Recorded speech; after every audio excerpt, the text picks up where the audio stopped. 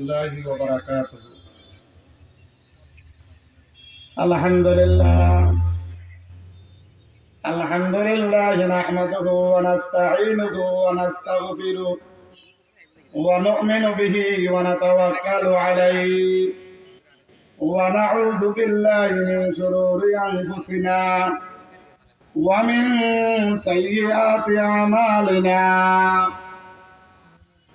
من يهده الله فلا مضل له ومن يضلله فلا هادي له. ونشهد أن لا إله إلا الله وحده لا شريك له، لا خالق إلا الله ولا مالك إلا الله، لا محيي إلا الله ولا مميت إلا الله، ولا رازق إلا الله. ونشهد أن لا إله إلا الله وحده لا شريك له، ونشهد أن سيدنا وسندنا وحبيبنا وطبيبنا وطبيب قلوبنا ومولانا محمدا عبده ورسوله. أما بعد، فقد قال الله تعالى في القرآن المجيد وفرقانه الحميد: أعوذ بالله من الشيطان الرجيم، بسم الله الرحمن الرحيم. ومن أعرض عن ذكري فإن له معيشة ضنكا ونحشره يوم القيامة أعمى قال رب لم حشرتني أعمى وقد كنت بصيرا. وقال النبي عليه الصلاة والسلام: خيركم من تعلم القرآن وعلمه. وقال النبي عليه الصلاة والسلام: من يرد الله به خيرا يفقه في الدين. وقال النبي عليه الصلاة والسلام: طلب العلم فريضة على كل مسلم ومسلمة، أو كما قال النبي عليه الصلاة والسلام. दुनिया की सदाकत में तेरे नाम रहेगा, दुनिया की सदाकत में तेरे नाम रहेगा, सिद्दीक तेरे नाम से इस्लाम रहेगा।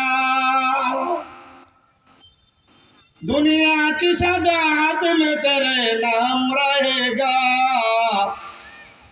अली तेरे नाम से इस्लाम रहेगा। दुनिया की अदालत में तेरे नाम रहेगा, फारूक तेरे नाम से इस्लाम रहेगा।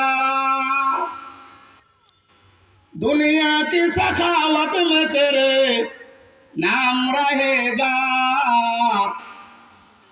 उस्मान तेरे नाम से इस्लाम रहेगा, उस्मान तेरे नाम से इस्लाम रहेगा। अल्हम्दुलिल्लाह। मुअज़्ज़ज़ मोहतरम हजरत उलमा इकराम ও আমার দিনদার ফরজগার মুসলমান ভাইয়েরা ও পর্দার আড়ালে আমার সম্মানিত মা ও বোনেরা, আমরা সর্বপ্রথম ওই মহান রব্বুল আলামিনের দরবারে শুকরিয়া আদায় করি যে মহান রব্বুল আলামিন আমাদেরকে শুক্রবারের দিন আসরের নামাজের পরে একটা মূল্যবান মজলিসের মধ্যে বসার জন্য তৌফিক দান করেছেন। এজন্য আমরা শুকরিয়া আদায় করি, আলহামদুলিল্লাহ। আমার বয়ানের 3টা পয়েন্ট। 1 নম্বর পয়েন্ট হলো, আমরা যে মজলিসের মধ্যে বসলাম, যে সামিয়ানার তলে বসলাম, এই সামিয়ানার তলে বসলে মাহফিলের প্যান্ডেলে বসলে আল্লাহ রাসূল সাল্লাল্লাহু আলাইহি ওয়াসাল্লাম ইরশাদ করেন তাকে আল্লাহ তাআলা 3টি পুরস্কার দান করেন। আর যারা বসবে না, যারা রাস্তা দিয়ে হেঁটে অন্যদিকে চলে যাবে, মাহফিলে বসবে না, আল্লাহ রাসূল সাল্লাল্লাহু আলাইহি ওয়াসাল্লাম ইরশাদ করেন তার জন্য 5টি শাস্তির ব্যবস্থা আছে। মাহফিলে বসলে যেখানে কোরআন হাদিসের আলোকে আলোচনা হয়, আল্লাহ রাসূলের আলোচনা হয়, সেখানে বসতে আল্লাহ 3টি পুরস্কার দান করবে। আর না বসিয়া দোকানে পাটে বসলে, বাড়িতে বসে থাকলে, রাস্তাঘাটে বসে থাকলে, বাজারে বসে থাকলে আল্লাহ রাসূল সাল্লাল্লাহু আলাইহি ওয়াসাল্লাম বলেন তাকে দুনিয়াতে 1টি শাস্তি দেওয়া হবে, আর কিয়ামতের মাঠে তার জন্য 4টি শাস্তির ব্যবস্থা আছে। দ্বিতীয় নম্বর পয়েন্ট হলো ইলমের ফজিলত সম্পর্কে আমার আলোচ্য বিষয়। তৃতীয় নম্বর পয়েন্ট হলো বাজারের ব্যবসায়ীদের উদ্দেশ্যে কিছু আলোচনা করা। বাজারে ব্যবসায়ীরা ব্যবসা করতেছে, কিন্তু ব্যবসা করলে ব্যবসা সুন্নত মোতাবেক যদি করে, আল্লাহ রাসূল সাল্লাল্লাহু আলাইহি ওয়াসাল্লাম বলেন কাল হাশরের মাঠে আত-তুজ্জারু ইউহশারুনা ইয়াওমাল কিয়ামা, কিয়ামতের দিন তারা মা'আন নাবিয়্যিন ওয়াস সিদ্দীকিন ওয়াস শুহাদা, আত-তুজ্জারু সুদুকুল আমিন মা'আন নাবিয়্যিন ওয়াস সিদ্দীকিন ওয়াস শুহাদা।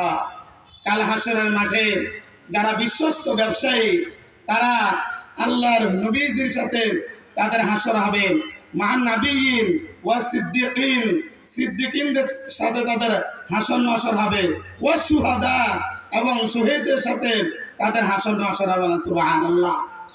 যারা আত-তাজিরু সুদুকুল আমিন, বিশ্বস্ত ব্যবসায়ী হইতে হবে আমার ব্যবসায়ী ভাইরা। এই বিষয়ে আমার আলোচনা বয়ানের শেষে থাকবে। অন্য হাদিসের মধ্যে আল্লাহ রাসূল সাল্লাল্লাহু আলাইহি ওয়াসাল্লাম বলেন আত-তুজ্জারু ইউহশারুনা ইয়াওমাল কিয়ামাতি ফুজ্জারান, কাল হাশরের মাঠে ব্যবসায়ীরা কিয়ামতের মাঠে ফাফিষ্ট হিসাবে কিয়ামতের মাঠে জমিন থেকে উঠবে, ফাফাসান হিসাবে, গুনাহগার হিসাবে, ফাফিষ্ট হিসাবে। তবে 3 প্রকারের ব্যবসায়ী ব্যতীত 1 প্রকারের ব্যবসায়ী হলো মানিত্তাকা, যারা ব্যবসার মধ্যে আল্লাহ তাআলাকে ভয় করে। দ্বিতীয় নম্বর হলো ওয়াবাররা, আর যারা সৎ কথা বলে। তৃতীয় নম্বর হলো ওয়াসাদাকা, যারা সত্য কথা বলে। আমার ব্যবসায়ী ভাইয়েরা, কাল হাশরের মাঠে সকল ব্যবসায়ীরা গুনাহগার, পাপিষ্ঠ, নাফরমান হিসেবে কিয়ামতের মাঠে ব্যবসায়ীরা উঠবে। এখন ব্যবসায়ীরা বলতে পারে হুজুর আমরা ব্যবসা করতেছি, আপনি যে আমাদেরকে বলতেছেন আমরা হাশরের মাঠে আমরা ফুজ্জারান, গুনাহগার, পাপাচার হিসাবে, পাপিষ্ঠ হিসাবে আমরা উঠব। তবে ইল্লা, আল্লাহ রাসূল বলেছেন ইল্লা 3 প্রকারের লোক ছাড়া। যারা 1 প্রকারের লোক হলো মানিত্তাকা, যারা সবসময় ইত্তাকা, ব্যবসার মধ্যে আল্লাহ তাআলাকে ভয় করে। ব্যবসার মধ্যে 1 কেজির মধ্যে যদি আপনি 100 টাকা যদি আপনি একটু যদি কম দেন, কাল হাশরের মাঠে আল্লাহর কাছে, কাল হাশরের মাঠে আপনি গুনাহগার হিসাবে, ব্যবসায়ী ভাই আপনি গুনাহগার হিসাবে আপনি উঠতে হবে হাশরের মাঠে। আবাররা, আজ যারা সৎ পথে থাকে, ওয়াসাদাকা, আর ব্যবসার মধ্যে যারা সত্য কথা বলে। এই বিষয়ে আমার বয়ানের শেষে আমি আমার ব্যবসায়ীদের ভাইদের ব্যাপারে আলোচনা করব। আমার তৌফিক ইল্লা বিল্লাহ। আল্লাহ নবী সাল্লাল্লাহু আলাইহি ওয়াসাল্লাম ইরশাদ করেন যেখানে আল্লাহ রাসূলের আলোচনা হয়, মাহফিল ওয়াজ মাহফিল হয়, তাফসীরুল কোরআন মাহফিল হয়, ওইখানে আল্লাহর বান্দারা যারা বসবে, আল্লাহ নবী সাল্লাল্লাহু আলাইহি ওয়াসাল্লাম ইরশাদ করেন আল্লাহ তাআলা তাদেরকে 3টি পুরস্কার দান করবেন। মানে সুবহানাল্লাহ। যারা দোকানপাটে বসে আছে, বাজার ঘাটে বসে আছে, তারা মনে করতেছে এই পুরস্কারটা হলো বাকি, আমরা আছে নগদ চাই। নগদ তো নয়, পুরস্কার আজকে যদি বলা হইতো সেকান্দার মুন্সি জামে মসজিদে এখন আসর নামাজের পরে মাহফিল প্যান্ডেলে যে ব্যক্তি আসবে তাকে 100 টাকা করে দেওয়া হবে, আমার মনে হয় বাজারে 2-4 জন 5 জন হতো ছাড়া আর সবাইকে আমার মনে হয় প্যান্ডেলে এখনই পাওয়া যাবে। বলেন ঠিক না বেঠিক? আপনারা ঠিক না বললো 100% ঠিক। কারণ দুনিয়ার মানুষ বাকিকে পছন্দ করে না, নগদকে বেশি পছন্দ করে। আর আমার আল্লাহ তাআলার সবকিছু হবে বাকি। বান্দা, আমি তোমাকে পরকালে এমন অফুরন্ত নিয়ামত দিব, আজরে আজিম, এমন নিয়ামত দিব, আজরে আজিম দিব, যে নিয়ামতের শুরু আছে শেষ নাই, পুরস্কারের শুরু আছে শেষ নাই। সমস্ত আম্বিয়া কেরাম আসমান থেকে জমিন পর্যন্ত সকল ফেরেশতারা আজরে আজিম যদি তারা বলতে বলতে বলতে বলতে শেষ করে দেয়, তারপরে বিশাল পুরস্কার আজরে আজিম তারা বলে শেষ করতে পারবে না, কেমন আমি আল্লাহ তাদেরকে পুরস্কার দেব। বলে সুবহানাল্লাহ। আল্লাহ নবী সাল্লাল্লাহু আলাইহি ওয়াসাল্লাম ইরশাদ করেন, যেখানে আল্লাহ রাসূলের আলোচনা হবে, মাহফিল হবে, ওয়াজ মাহফিল হবে, তাফসীরুল কোরআন মাহফিল হবে, সেখানে যারা আসে বসবে, আল্লাহ রাসূল সাল্লাল্লাহু আলাইহি ওয়াসাল্লাম বলেন, এক নম্বরে তাদেরকে পুরস্কার দেওয়া হবে 1 বছর নফল নামাজ পড়লে যে সওয়াব, ওই সওয়াব আল্লাহ তাআলা তাদের আমলনামার মধ্যে দান করবে। না সুবহানাল্লাহ। বিস্তারিত তাফসীর ছাড়া সংক্ষিপ্তভাবে বলতেছি, 1 বছরের নফল নামাজ আমার মনে হয় সমাজ নাই, পুরা ইউনিয়ন খুঁজলে দেখা যাবে না এমন কোন লোক 1 বছর পর্যন্ত নফল নামাজ পড়ছে। কিন্তু আমার নবীজি বলেন, যে আল্লাহর বান্দা বান্দি, যে আল্লাহর বান্দারা সেকেন্ডার মুন্সি জামে মসজিদের উদ্যোগে তাফসীরুল কোরআন মাহফিলের মাঠে আসিয়া যে আল্লাহর বান্দা বান্দিরা বসবে, যে আল্লাহর বান্দারা বসবে আর বান্দিরা শ্রবণ করবে ঘর থেকে, আল্লাহর রাসূল বলেন তাদের আমলনামার মধ্যে 1 বছর নফল নামাজ পড়ার সওয়াব দান করবেন। এই সওয়াবটা ওই দোকানে বসিয়ে বসিয়া শুনলে আল্লাহর বান্দা তুমি পাবে না। যেই জায়গার মধ্যে আল্লাহ আল্লাহর রাসূলের আলোচনা হয়, তাফসীরুল কোরআন মাহফিল হয়, ওইখানে যারা বসবে আল্লাহর নবীজি ইরশাদ করেন তাদের আমলনামার মধ্যে 2 নম্বর পুরস্কার দেওয়া হবে। 1000 রুপি দেখলে যে সওয়াব, ওই সওয়াব তাদের আমলনামার মধ্যে দান করা হবে। না সুবহানাল্লাহ। আর দুনিয়ার মানুষ, দুনিয়ার নগদ নিয়ে তুমি ব্যস্ত আছো। 3টে দিন তাফসীরুল কোরআন মাহফিল শেষ হয়ে যেতেছে, গতকাল একদিন শেষ, আজকে 2য় দিন, আগামীকাল 3য় দিন। তুমি তোমার দুনিয়ার ব্যস্ততা এখনো ছাড়তে পারলে না, দুনিয়ার কাজকর্ম এখনো তোমাকে ছাড়লো না, তুমিও ছাড়তে পারলে না।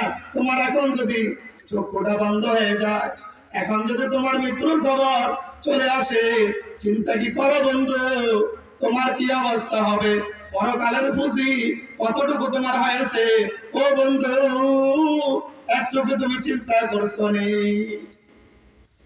3 নম্বর পুরস্কার হলো, আল্লাহর নবী সাল্লাল্লাহু আলাইহি ওয়াসাল্লাম ইরশাদ করেন, 3 নম্বর পুরস্কার হলো 1000 জানাজা পড়লে যে সওয়াব, এই সওয়াব ওই ব্যক্তির, ওই আল্লাহর বান্দার আমলনামার মধ্যে দান করবে।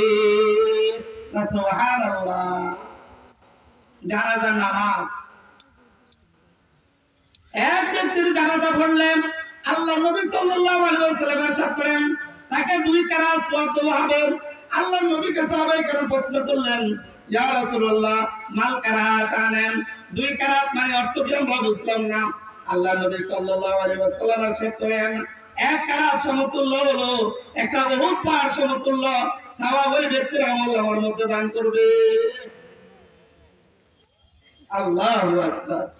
এই 3টি পুরস্কার আমরা এখন যারা মাঠে বসে রয়েছি, ওয়াজ শুনতেছি, এই 3টা পুরস্কার আল্লাহ তাআলা রাসূলের ভাষা অনুযায়ী, হাদিস অনুযায়ী, ঘোষণা অনুযায়ী 3টা সওয়াব আমরা পেয়ে গেছি। সুবহানাল্লাহ। আর যারা দোকান পাড়ে বসে আছে, অযথা সময় নষ্ট করতেছে, তাদের কপাল পোড়া, হতভাগা, তাদের ভাগ্যে এই পুরস্কার বুঝি জুটলো না।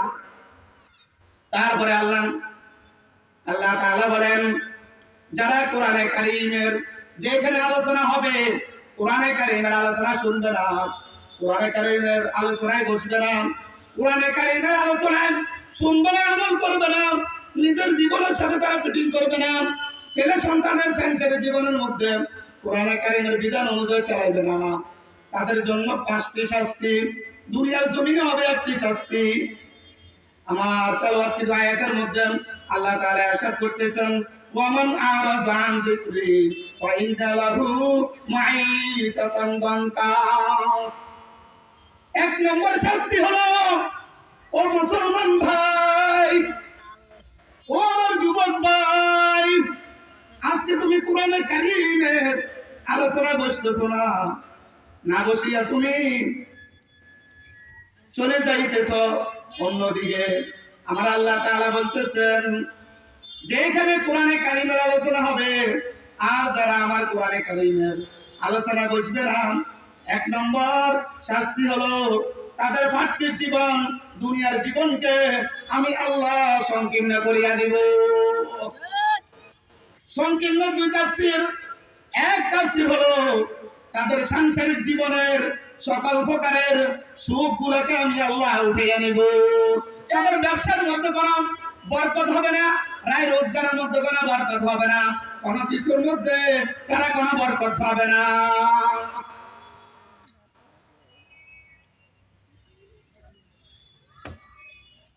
দুই নম্বর ব্যাখ্যা হলো ধনকা। সংকীর্ণ জীবনের দুই নম্বর ব্যাখ্যা হলো তারা যেন দুনিয়া থেকে যখন আখিরাতের জমিনে কবরে যখন তারা যাবে, কবরের মাটি দুই পাশ থেকে তাদেরকে এত জোরে চাপ দিবে, চাপের সাথে তাদের এক বুকের হাড়গুলো অন্য পাজরে ঢুকিয়া যাবে। বলে নাউযুবিল্লাহ। ও আমার মুসলমান ভাইরা,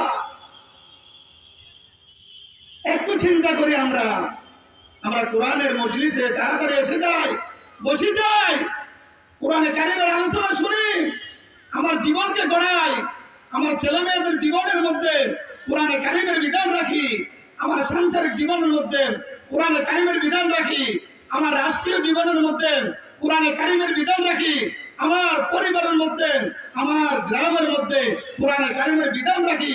আসেন কোরআনে কারীমের মজলিসে মাঠে বসে যান। দ্বিতীয় নম্বর শাস্তি হলো ওয়া নাহশুরুহু ইয়াওমাল কিয়ামাতি আমা। দ্বিতীয় নম্বর শাস্তি হলো যারা কোরআনে কারীমের মজলিসে বসবে না, কোরআনে কারীমের আলোচনা শুনবে না, কোরআনে কারীমের আলোচনা হয় যেখানে, সেখান থেকে তারা অন্যদিকে চলে যাবে।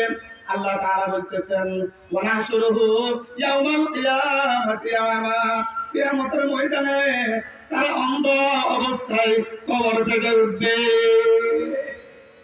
ও আমার যুবক ভাইরা, ও আমার বৃদ্ধ বাবাজিরা, কেন বসে রয়েছেন দোকানে? কিসের উদ্দেশ্যে বসে রয়েছে? আপনি তো দোকানে প্রত্যেকদিন বসতে পারবেন, কিন্তু এই মাহফিলটা প্রত্যেকদিন আপনি পাবেন না। মানুষেরা বলবেন, আল্লাহর বান্দা বলবে, ক্বালা রাব্বি লিমা হাশারতানি আমা ওয়া ক্বাদ কুনতু বাসীরা। আল্লাহর বান্দা বলবে, ও আমার রব, লিমা হাশারতানি আমা, আমাকে কেন হাসরের মাঠে অন্ধ অবস্থায় উঠাইলেন? ওয়া ক্বাদ কুনতু বাসীরা, আমি তো দুনিয়ার জীবনে চাক্ষুষ্মান ছিলাম, দুনিয়ার জীবনে আমার দুটা চক্ষু ছিল, এই দুই চোখ দিয়ে আমি আমার ছেলে মেয়ে দেখেছি, বিবি বাচ্চা দেখেছি, মা বাবাকে দেখেছি, আত্মীয় স্বজনকে দেখেছি, কিন্তু রব্বুল আলামিন আজকে কেন আপনি আমাকে এই হাসরের মাঠে অন্ধ করিয়া উঠাইলেন? আমার রব উত্তর দিবে, আমার রব উত্তর দিবেন, ক্বালা কাযালিকা আতাতকা আয়াতুনা ফানাসিতাহা। এ দুনিয়ার মানুষ, এই সুমন মুন্সির হাটের বাজারের ব্যবসায়ীরা, সুমন মুন্সির হাটের বাজারের দোকানদাররা, আমার ভাইরা, আল্লাহ তাআলা সেদিন বলবে, সেকান্দার মুন্সি জামে মসজিদে তাফসীরুল কুরআন মাহফিল হয়েছিল বান্দা, তোমার কানের মধ্যে সেই তাফসীরুল কুরআন মাহফিলের আওয়াজ গেছে বান্দা, সেই দিন তুমি আমার সেই তাফসীরুল কুরআন মাহফিলে বসো নাই, অন্যদিকে তুমি চলে গেছো। এই জন্য আমি আল্লাহ ওয়া কাযালিকাল ইয়াউমা তুনসা, আজকে আমি আল্লাহ তোমাকে ভুলিয়া গেছি। তৃতীয় নম্বর শাস্তি হলো যারা আল্লাহ তাআলার কোরআনে কারীমের মজলিসের মধ্যে আল্লাহ আল্লাহ রাসূলের আলোচনা হবে বসবে না, যারা আসবে না বসবে না, সেখান থেকে অন্যদিকে চলে যাবে। তৃতীয় নম্বর শাস্তি হলো কাল হাসরের মাঠে আল্লাহ তাআলা তাদের থেকে মুখ ফিরিয়ে নেবে। ও আমার যুবক ভাইরা, বলেন এখন যদি আপনার মৃত্যু হয়ে যায়, আপনি যে তাফসীর কোরআন মাহফিলে আসলেন না, বসলেন না, আপনার কাছে কোরআনে কারীমের আওয়াজ গেছে, মাহফিলের আওয়াজ গেছে, আপনার ব্যবসা বড়, আপনার কাজকর্ম বড়, আপনার দুনিয়া ধান্দা বড়, আল্লাহর কোরআন বড় নয়, আল্লাহ বড় নয়, আল্লাহর রাসূল বড় নয়। আল্লাহ বলবেন, ও আমার বান্দা, তুমি দুনিয়াতে আমাকে ভুলে গেছো, আজকে আমি তোমাকে ভুলে গেছি, তোমার থেকে আজকে আমি মুখ ফিরিয়ে নিলাম। নাউজুবিল্লাহ। আল্লাহ যদি কাল হাসরের মাঠে আমার আপনার থেকে মুখ ফিরিয়ে নেয়, আমার আপনার বাঁচার কোনো কুদরত আছে? 4 নম্বর শাস্তি হলো কাল হাসরের মাঠে কোরআন আমার বিপক্ষে, কোরআন আমার বিপক্ষে আমার জন্য দাঁড়িয়ে যাবে। কোরআন বলবে, ওগো রব্বুল আলামিন, সেকান্দার মুন্সি জামে মসজিদে কোরআনের তাফসীর চলতেছিল, কিন্তু সেইখানে আল্লাহর বান্দা বসে নাই। কোরআনের কারীমের আলোচনা চলছিল, আল্লাহর বান্দা আসে নাই। হুজুরেরা বারবার করে তাকে ডাকছে, সে আসে নাই। আমি সেদিন আমার কোনো জবান ছিল না তাকে কোনো কথা বলার। আল্লাহ, আজকে তুমি আমার জবান খুলে দিয়েছ, আমি তার বিরুদ্ধে তোমার জন্য নালিশ করতেছি। আল্লাহ, তুমি তার বিচার করো। ও আমার ভাইরা, কোরআনে কারীম সেদিন আমার আপনার বিরুদ্ধে দাঁড়িয়ে যাবে, আল্লাহর কাছে বিচার দিবে। 5 নম্বর শাস্তি কাল হাসরের মাঠে নবী মুহাম্মদুর রাসূলুল্লাহ সাল্লাল্লাহু আলাইহি ওয়াসাল্লাম আমার জন্য কোনো সুপারিশ করবে না। নবী মুহাম্মদুর রাসূলুল্লাহ সাল্লাল্লাহু আলাইহি ওয়াসাল্লাম আমার থেকে বিমুখ হয়ে যাবে। ও আমার ভাইরা, কাল হাসরের মাঠে সমস্ত মানুষগুলা দৌড়তে দৌড়তে আমাদের আদি পিতা নবী আদম আলাইহিস সালাতু ওয়াস সালামের কাছে যাবে, গিয়ে বলবো, ওগো নবী আদম, আপনি আমাদের আদি পিতা, আপনার কাছে আসলাম এই কিয়ামতের বিভীষিকা অবস্থায়, ভয়ঙ্কর অবস্থায়। ওগো নবী আদম, আপনি আল্লাহর কাছে আমাদের জন্য একটু সুপারিশ করেন। নবী আদম আলাইহিস সালাতু ওয়াস সালাম বলবে, আমি আল্লাহর কাছে কোনো সুপারিশ করতে পারবো না, কেননা বেহেশতের মধ্যে আমি আল্লাহ আমাকে নিষেধ করছে ফল খাওয়ার জন্য, কিন্তু আমি সেই ফল খাইছি। সুতরাং আজকে আমার মুখে একটি বাক্য থাকবে, সেটা হলো ইয়া নাফসি ইয়া নাফসি ইয়া নাফসি। যাও তোমরা হযরত ইব্রাহিম আলাইহিস সালাতু ওয়াস সালামের কাছে যাও। ইব্রাহিম আলাইহিস সালাতু ওয়াস সালামের কাছে সমস্ত উম্মতগণ দৌড় দিবে। যাওয়ার পরে নবী ইব্রাহিম আলাইহিস সালাতু ওয়াস সালাম বলবে, আজকে আমারও একটা বাক্য, ইয়া নাফসি ইয়া নাফসি, আমিও আজকে আল্লাহর কাছে সুপারিশ করতে পারবো না।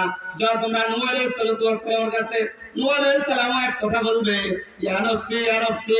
ঈসা আলাইহিস সালাতু ওয়াস সালামের কাছে সকল উম্মতগুলো দৌড় মেরে যাবে, গিয়ে বলবে, নবী ঈসা, আমাদের জন্য আল্লাহর কাছে একটু সুপারিশ করো।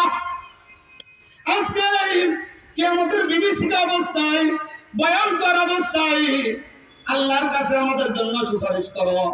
নবী ঈসা আলাইহিস সালাতু ওয়াস সালাম বলবেন, ও সকল উম্মতগণ, তোমরা সবাই আজকে আমরা আল্লাহর সামনে কোনো কথা বলতে পারবো না, আমাদেরও একটা বাক্য, ইয়া নাফসি ইয়া নাফসি।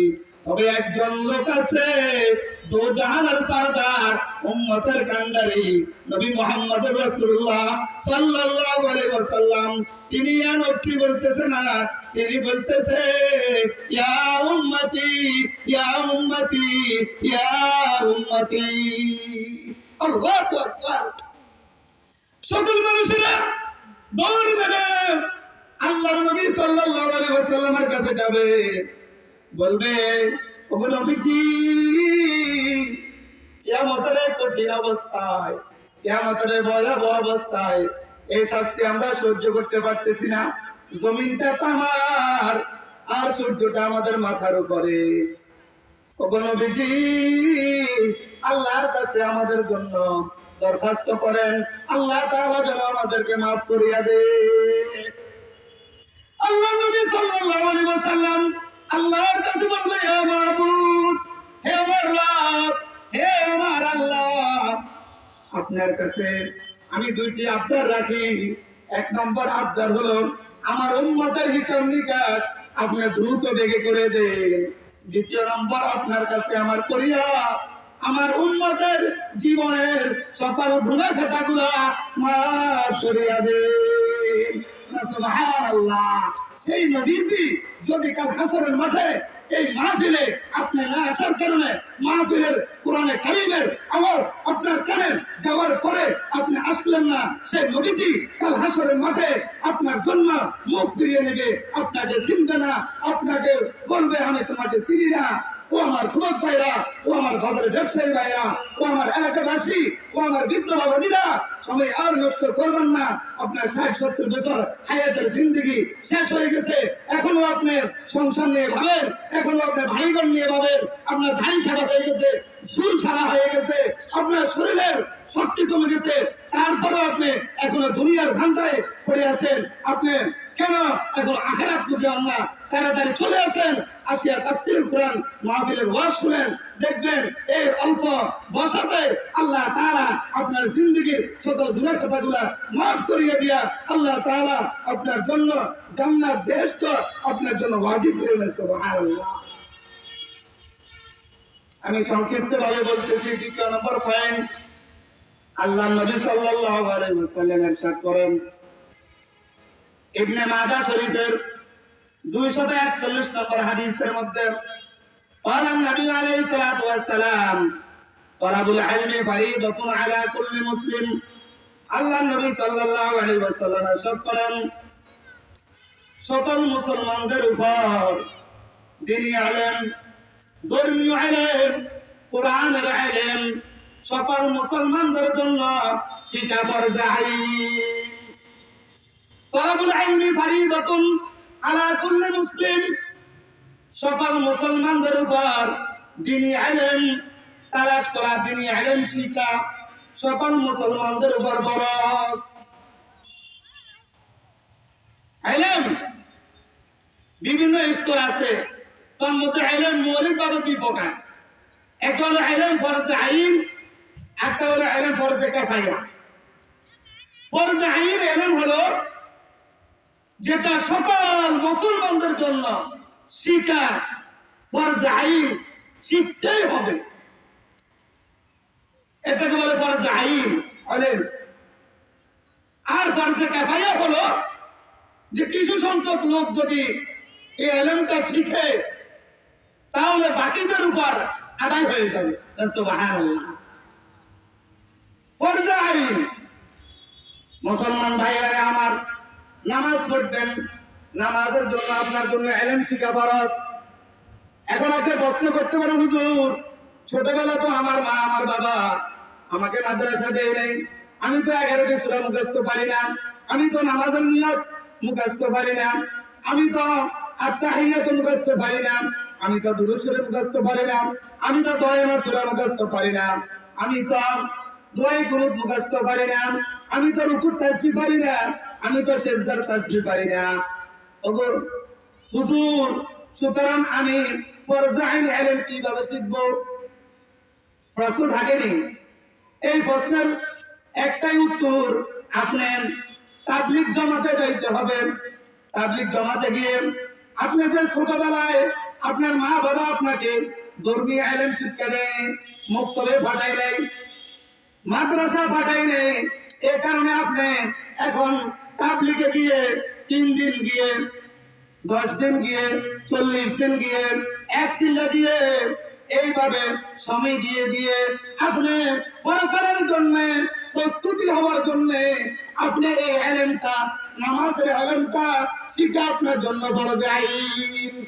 সারাদিন বসে বসে দোকানের মধ্যে অমুকের এটা হয়েছে, অমুকের সেটা হয়েছে, সারাদিন শুধু গিবত শেখায়। ও বন্ধু, ও আমার ভৃত্য বাবাজিরা, পরকালের একটু চিন্তা করেন। আপনি পরকালে যাওয়ার পরে আপনি বলবেন, আল্লাহ আমি তো 5 ওয়াক্ত নামাজ পড়ছি, আল্লাহ আমি তো হজ করছি, আল্লাহ আমি তো যাকাত দিছি, আল্লাহ আমি তো উমরা করছি, আল্লাহ আমি তো হ্যাঁ রোজা রাখছি। আল্লাহ বলে তোর কোনো আমল কবুল হয় না। আল্লাহ কেন আমল কবুল হয় না? বরঞ্চ তুই, আল্লাহ বলবে তুই তোর কোনো আমল কেন কবুল হয় না? এই কারণে কবুল হয় না, তুই আমার দরবারে শুদ্ধ আমল নিয়ে আসিস নাই। ও আমার বন্ধুরা, ও আমার বৃদ্ধ বাবাজিরা, নামাজ পড়তে হলে নামাজ ভাঙার কারণ 19টি। কটি বলেন? 19টি নামাজের কারণ কটি? 19টি। 1 নম্বর কারণ হইল নামাজে অশুদ্ধ পড়া। আপনি তো বলতেছেন হুজুর আমি তো 5 ওয়াক্ত নামাজ পড়ি, কিন্তু আপনি আলহামদু জায়গা আলহামদু বলেন, ইলহামদু বলেন, আলহামদু বলেন, কিন্তু আপনার মনে আছে না আপনি দুনিয়ার জায়গা সম্পত্তি কেনার জন্য, দোকান কেনার জন্য, দিন দিন দোকান বাড়ার জন্য, ব্যবসা বাণিজ্য করার জন্য, দিন দিন ব্যবসা বাণিজ্য বাড়ার জন্য 1 তলা হলে 2 তলার বিক্রি করেন, 2 তলা হলে 3 তলার বিক্রি করেন, 3 তলা হলে 7 তলার বিক্রি করেন। আপনার পরকালের ফিকিরে আপনি তাবলীগ জমাতে গিয়ে 3 দিনের জন্য আপনি নামাজ শিখতে পারেন না। আপনি কবরের তলে আসলে এই নামাজ আপনার কোনো কাজে আসবে না। এই জন্য আমার বৃদ্ধ বাবাজিরা, আমার যুবক ভাইয়েরা, আল্লাহ রাস্তা বাহিরন, আল্লাহ রাস্তা যান, দেখবেন আপনার চোখ খুলে যাবে। 2 জায়গা গেলে মানুষের চোখ খুলে যায়। এক জায়গা হলো আল্লাহ রাস্তায় তাবলীগ জমাতে বাইরে হলে বান্দার চোখ খুলে যায়। হ্যাঁ আমি এতদিন এশারের নামাজে আমি কিভাবে দোয়াই কোনো তো আমি পারি না। এশারের নামাজে আমি তারাবি নামাজ কিভাবে পড়লাম, এশার নামাজ কিভাবে পড়লাম, আরে আমরা তো আলহামদুলিল্লাহ সূরার মধ্যে গলত ভুল, আরে আমরা তো আলাম তারা সূরার মধ্যে ভুল, হ্যাঁ গলত ভুল। আমার তো এরকম 11টা সূরা আমি শুদ্ধ করে পারি না, নামাজের নিয়ত পারি না, আত্মাইয়াতও পারি না, দুরূদ শরীফ পারি না, দোয়া সূরা পারি না, দোয়া তুমি পারি না। আফসোস লাগে না? ও আমার বৃদ্ধ বাবাজিরা, আফসোস লাগা দরকার আছে।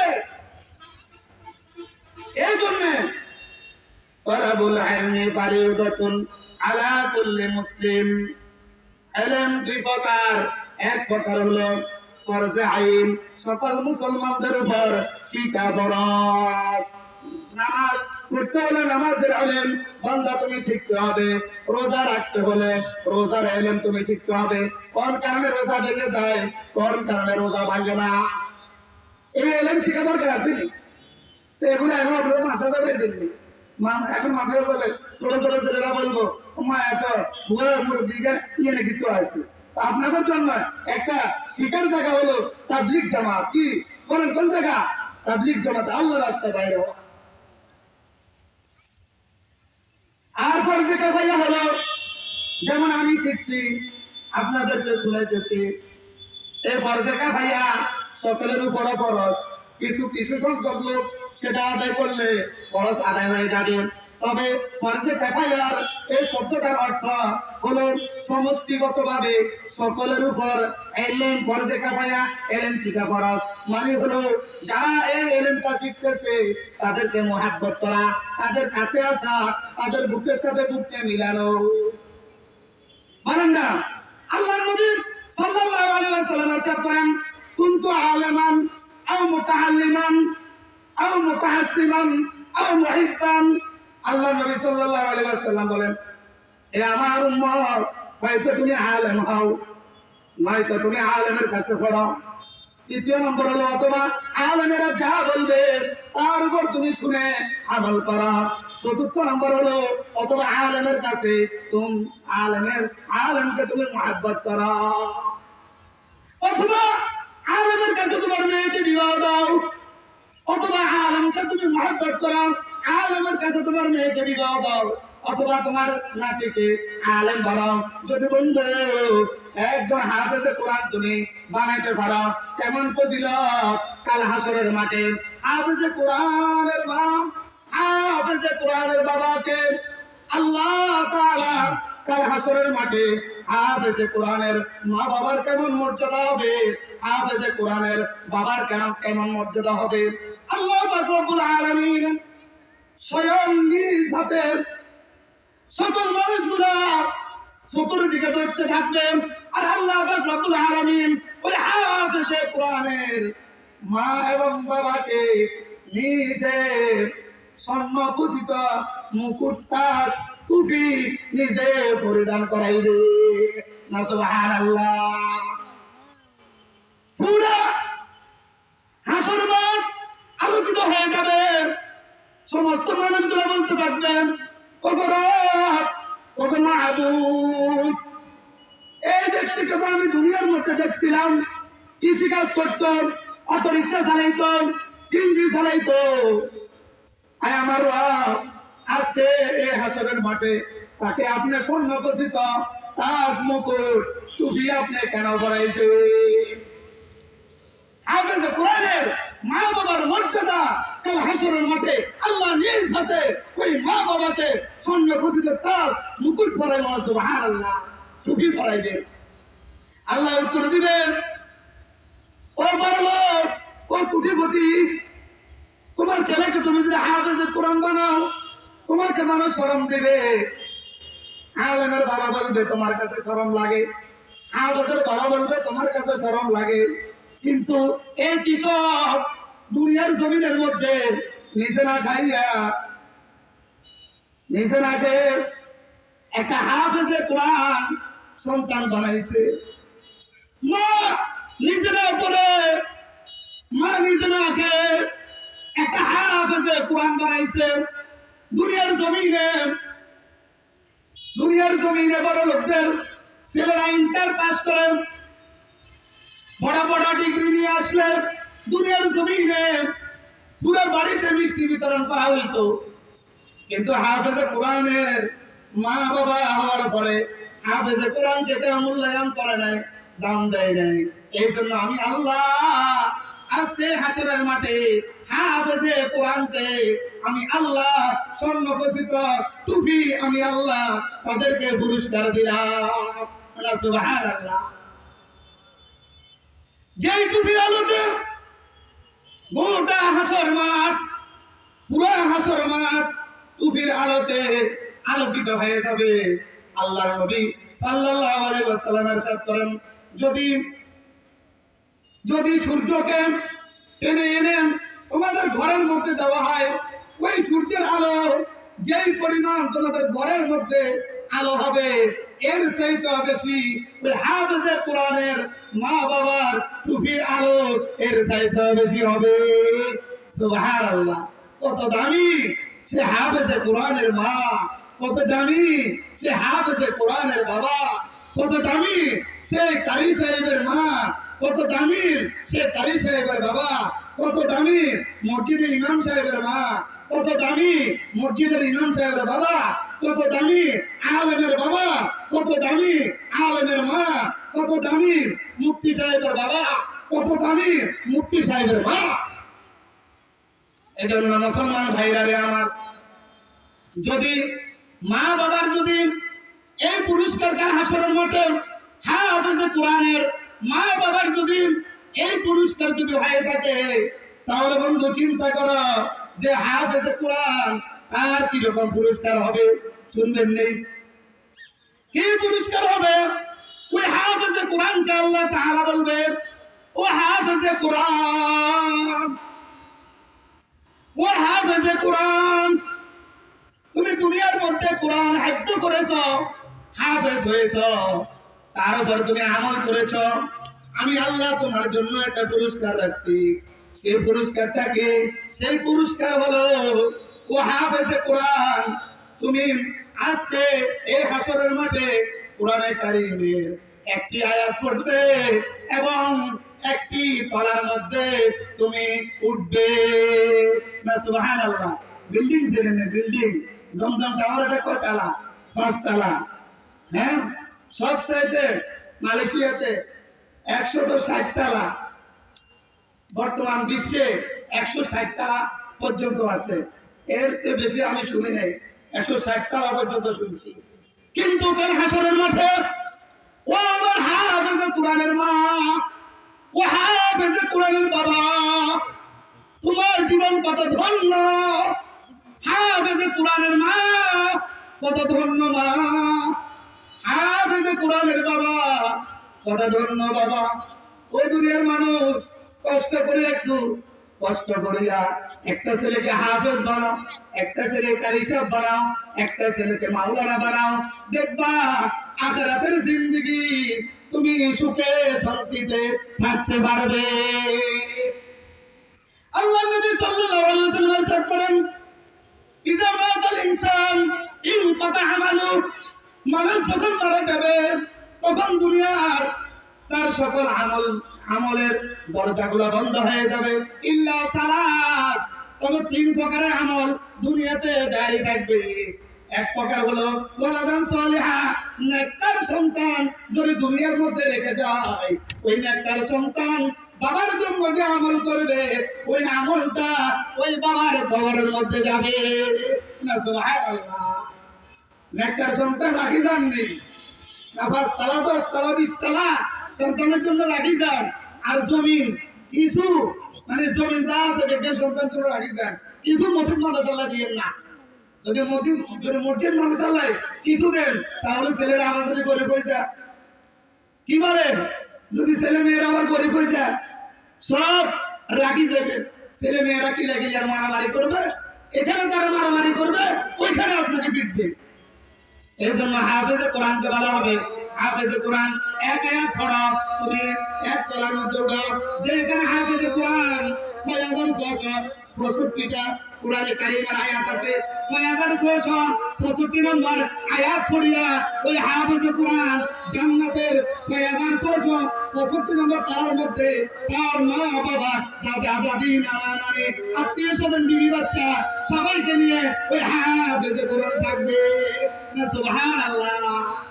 এজন্য দাদা আপনার নাতিকে হাফেজে কোরআন বানান, তাহলে 6666 নম্বর তালার মধ্যে দাদা আপনি থাকতে পারবেন না।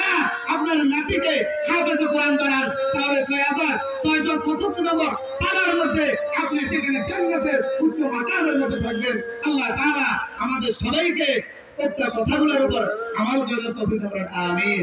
ওয়া আলাইহি ওয়া সাল্লাম।